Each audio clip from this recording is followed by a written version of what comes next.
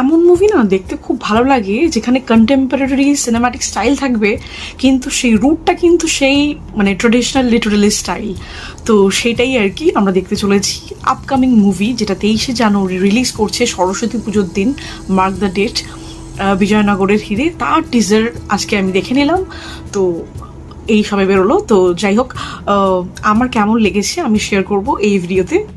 শর্টে বললে এই টিজারের মধ্যে না মিস্ট্রি আছে, অ্যাকশন আছে, দারুণ ভিজুয়াল স্কেল আছে, ভালো ভিজিবল আর কি।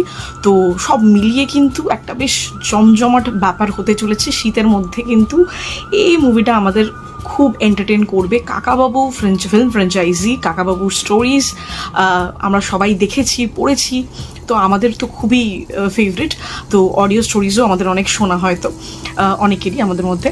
তো এই ট্রেলারটার মধ্যে সত্যম ভট্টাচার্য কিন্তু এটা কী রোল, মানে রঞ্জন ঘোষালের যে ক্যারেক্টারটা উনি প্লে করছেন।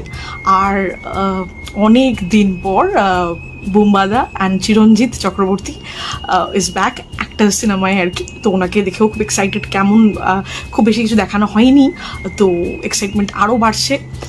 তো এই মুভিটা খুবই মানে বক্স অফিসে এখন ক্ল্যাশ হবে আর কি। এদিকে উইন্ডোজের ভানুপ্রিয়া ভূতের হোটেল ওইটা বেরোচ্ছে, তো এইটাও বেরোচ্ছে। এদিকে রাজ চক্রবর্তীর হোক কলরবও বেরোচ্ছে সেম ডেতে।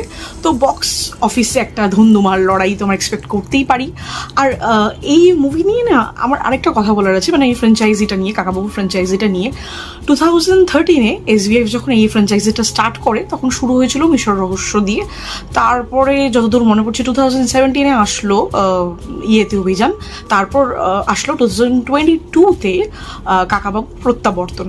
তো এই 3টে মুভি কিন্তু ডিরেক্ট করেছিলেন শ্রীত মুখার্জি। তো এটা একটা মানে ঠিক হয়েছিল যে ট্রিলজি থাকবে, এরপর আর হবে না হয়তো। কিন্তু আই এম সুপার গ্ল্যাড, এক্সাইটেডও যে না, বুম্বাদা আবার আসছে কাকাবাবুর ক্যারেক্টারটা নিয়ে। His got an amazing personality. আমরা সবাই ফ্যান বুম্বাদার, এটা নতুন করে কিছু বলার নেই। তো মানে যাই ক্যারেক্টার করুক না কেন, বুম্বাদা মানে এত ভালো লাগে দেখতে। আমি জানি তোমরা সবাই জানো, তাও আমার এটা উচিত বলে দেওয়া যে এই গল্পটা কিন্তু সুনীল গঙ্গোপাধ্যায়ের গল্পের ওপরই বেস করা। আর এটা কিন্তু এই প্রজেক্টটা বিজয়নগরের হিরে ডিরেক্টেড বাই চন্দ্রাশিস রে। এতদিন শ্রীত মুখার্জি সমস্ত কটা লাস্ট যে ফ্র্যাঞ্চাইজগুলো সব আমি বললাম অলরেডি ডিরেক্ট করেছিলেন। এইটা কিন্তু মানে আমরা দেখবো যে কিভাবে এই ফ্র্যাঞ্চাইজিটাকে, কাকাবাবুর ক্যারেক্টারটাকে কিভাবে মেকিং, মানে কেমন মেকিং করছেন উনি, কোন স্টাইলে করছেন। তো সেটা দেখার জন্য খুব এক্সাইটেড আমি। তো টিজারটা দেখে খুবই খুশি।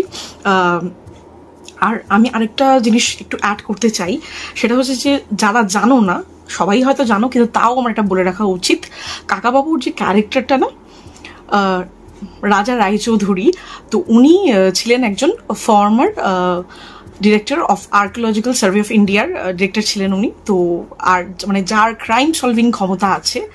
আর আমার সব থেকে বেশি যেটা ভালো লাগে কাকাবাবুর ক্যারেক্টারে, সেটা হচ্ছে যে অদম্য মনের জোর, ওনার যে স্ট্রেংথ, যে মেন্টাল স্ট্রেংথ, খুব মানে অ্যাডভার্সিটির মধ্যে, অ্যাডভার্স সিচুয়েশনসের মধ্যে যখন উনি যান আর কি। তো ওটা আমার খুব ভালো লাগে দেখতে। অ্যাকশনের থেকেও বেশি ওই মনের জোরটা আমাকে খুব মানে কি বলবো, উৎসাহিত করে দেখতে। আর বড় পর্দায় সত্যি কথা বলতে গেলে খুব ভালো লাগে মুভিসগুলো আমার দেখতে। তো আমি অধীর আগ্রহে অপেক্ষা করছি, ঠিক তোমাদেরই মতো। 23 জানুয়ারি রিলিজ করছে, আবার বলছি মার্ক দ্য ডেট, সরস্বতী পুজোর দিন। আমি তো দেখতে যাচ্ছি, তোমরা কি দেখতে যাচ্ছ? কমেন্টে জানাও।